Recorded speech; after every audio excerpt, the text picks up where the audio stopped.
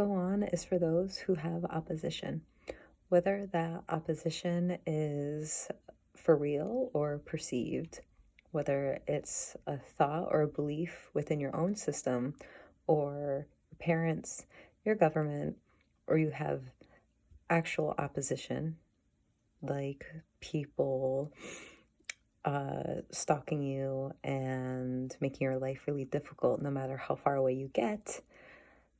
The way to handle them is all the same. You handle them by choosing your own principles and behaving within those principles as best as you can. When you are targeted by someone who is forcing you into a zero-sum game, or just a manipulator, they are going to force you they're trying to influence the way that you behave. So it's you can't win against them because they do not have ethics and principles, so they will stop at nothing to lose. You need to get out before you violate your principles too much, because if you violate your principles too much, then you will lose your own self-respect, and that is what losing yourself is really all about. So you must decide, and you must get to know yourself enough so that you understand your needs and you understand where your principles lie, so you can understand how to move when you are targeted in some type of situation or you find yourself in an unsafe environment. Now, in order for you to get into that new space safely and consciously, you have to train your nervous system how to already be there. This is where meditation comes in. This is where you want to go find teachers of presence. My favorite teacher of presence is Edgar Tolle. I read one of his books while being held captive, and within a week of reading that book, I was able to find a solution on the way out. So I've been able to use that skill set over again anytime I've needed to reach a new environment after the system that I created became compromised. Now, depending on where you are or what you're doing, to make this more relatable, we'll just say that the opposition is depression. So you're depressed and it doesn't feel good.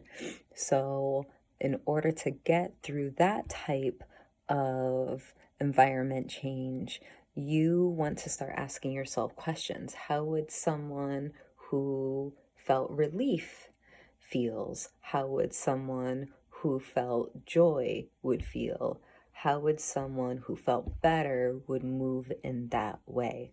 Now, if your oppositional force is depression, it sucks because it feels like the enemy is within your skin. But there's a fun paradox to make this work, and I think it works fabulously. There are antidotes to things and events, so if that make it easier to deal with things. So if you're overweight and nothing has worked, sometimes if someone suggests getting a dog, that will help, because that will make you go outside and take walks with your companion, and that will help you lose weight. Same thing happens with depression. Maybe getting a new pet will help you focus on that new pet and get you out of the depression. My favorite move for people with depression is to get them to move. There's a reason why you're depressed. It could be the environment you're in. Maybe you grew up there, but you had a tragic loss in that environment, so you don't feel like you should be moving, but you definitely should. There is a book out there called The Body Keeps a Score, and it opens with this first chapter that just says how if you experience a trauma, that environment now forces your nervous system to fall back on the horrible event that happened. So definitely make changes, change your behavior, change your thoughts.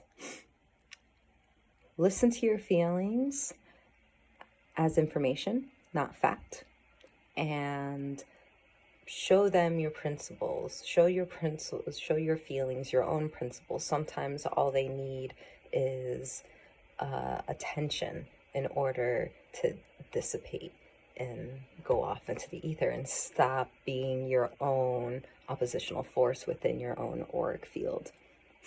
So I will expand on what to do next when you're in a new environment, because if you don't keep up the practice, you will fall back into your old nervous system and your old patterns the next time you have a new stress in that new system.